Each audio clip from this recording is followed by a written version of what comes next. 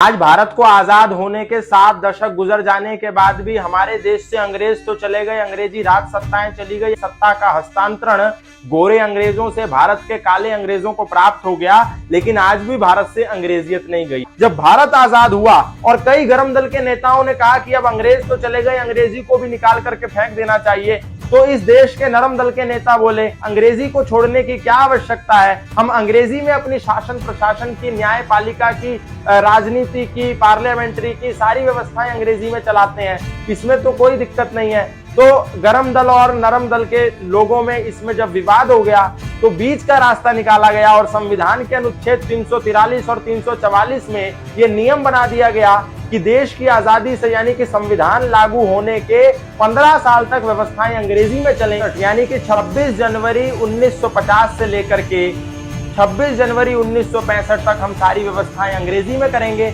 उसके बाद हम भारत की मूल भाषा में ही पूरी व्यवस्था को करेंगे। लेकिन आज हमारे देश को 7 दशक से ज्यादा हो गए आजादी के कालखंड में प्रवेश किए, लेकिन भारत से अंग्रेजियत, विदेशियत विदा नहीं हो पाई। आज भी हम उसी आभा मंडल में, उसी विदेशियत में जी रहे हैं। इससे बड़ा दुर्भाग्य क्या हो सकता है। जब तक हम अंग्रेजों के गुलाम थे तब तक अंग्रेजी बोलना, अंग्रेजी में कामकाज करना ये हमारी मजबूरी थी, लेकिन अब तो हम आजाद हो गए हैं, तो आजाद देश में हम अंग्रेजी में अपनी व्यवस्था को क्यों चलाएं। अभी इस पर बहुत सारे लोग ये भी तर्क देते हैं कि अंग्रेजी यदि छोड़ देंगे तो हम पूरे विश्व में पिछड़ जाएंगे। क्यों पिछड़ जाएंगे? क्योंकि अंग्रेजी तो अंतरराष्ट्रीय भाषा है, हमको तो अंग्रेजी आनी ही चाहिए। लेकिन आपको जानकर के आश्चर्य होगा कि जर्मन में जितनी भी शिक्षा पढ़ाई जाती है वो जर्मन की भाषा में पढ़ाई जाती है। जर्मन के लोग अंग्रेजी नहीं बोलते, वो जर्मन बोलते हैं। फ्रांस के लोग अंग्रेजी बोलना बिल्कुल कतई पसंद नहीं करते, वो फ्रेंच बोलते हैं। जापान के लोगों को तो अंग्रेजी बिल्कुल पसंद ही नहीं है,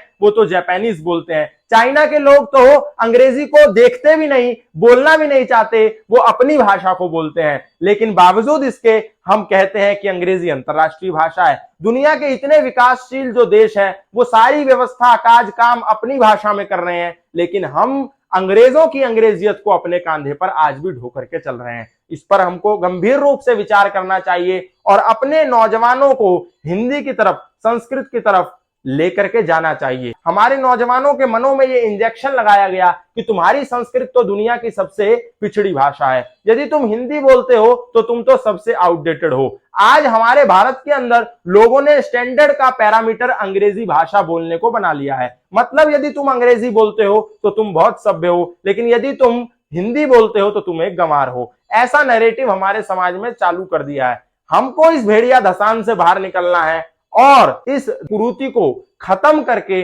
अपनी स्वभाषा, अपनी स्वसंस्कृति, अपने स्वदेश, अपने स्वग्रंथ, अपनी सुसंस्कृति पर गौरव करना है। आप यदि कुछ नहीं कर सकते तो अधिक से अधिक मैं आपसे निवेदन करूंगा कि ये सूचना, ये जानकारी जो आज हमारे नौजवानों को प्राप्त नहीं है, ये व्यक्ति तक पहुंचाइए।